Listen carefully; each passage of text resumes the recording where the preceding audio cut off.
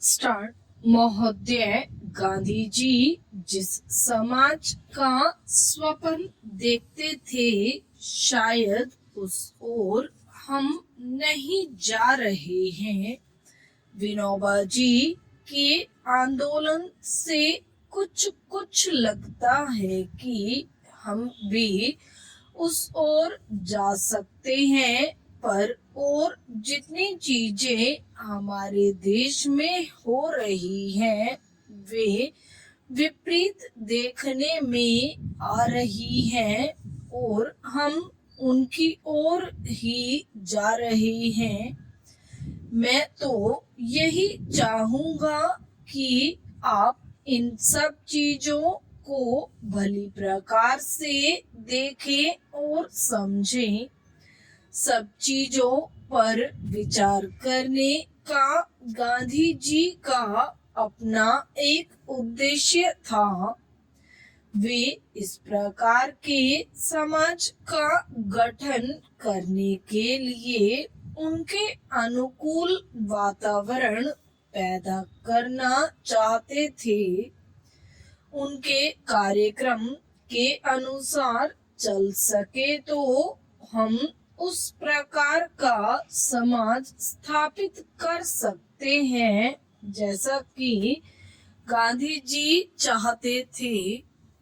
परंतु यदि हम उनके बताए हुए रास्ते से विपरीत ही चले तो उसका परिणाम वह नहीं हो सकता जैसा वे चाहते थे। हमारे सामने यह प्रश्न आता है कि हमको उस पर विचार करना चाहिए।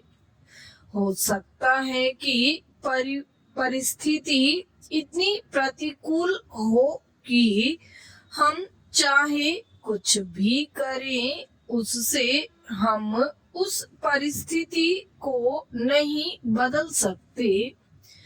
परंतु इसका अर्थ यह भी तो नहीं हो सकता कि हम प्रयोग करना ही छोड़ दें।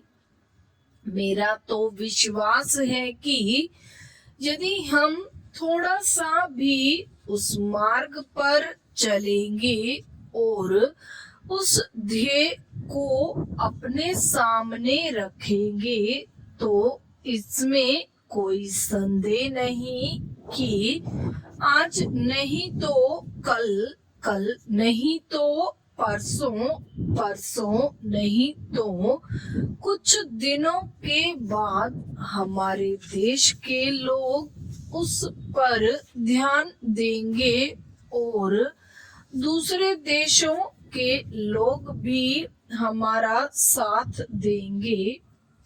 इसलिए जो गांधी जी की विचारधारा के मानने वाले हैं, उनसे जब मेरी बातें होती हैं तो मैं उनसे यही कहता हूँ कि प्रतिकूल परिस्थिति भी कभी न कभी उनके अनुकूल ही हो जाएगी। कौन यह कह सकता था कि हम इतनी जल्दी या इतनी आसानी से स्वराज्य पा सकेंगे। उस समय हमारा ध्येय यही था कि चाहे जिस प्रकार हो, हमें स्वराज्य लेना है और हम उस ध्येय तक पहुँचे। हमको समझना चाहिए कि आज की परिस्थिति न तो उतनी प्रतिकूल है और न कभी हो सकती है जितनी कि गांधी जी के दिनों में थी।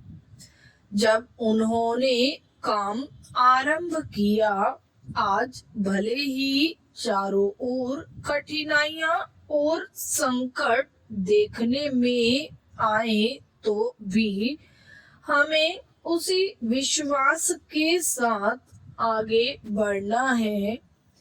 मैं आशा करता हूँ कि आपने चरखा चलाकर आज जो काम आरंभ किया है तथा विनोबा जी सारे देश में भूदान का जो काम कर रहे हैं और अब उन्होंने कूपदान की बात जो उठाई है, हम सभी स्थानों के लोग अपना अपना सहयोग देकर इस कार्य को आगे बढ़ाते जाएंगे, जो बात को एक बड़ी नदी का रूप धारण कर लेगी।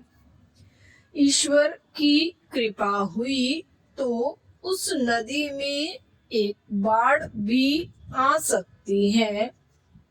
उस बाढ़ की आशा में हमें इन छोटी छोटी नालियों में अपनी अपनी बूंद डालने का प्रयत्न करते रहना चाहिए। विराम।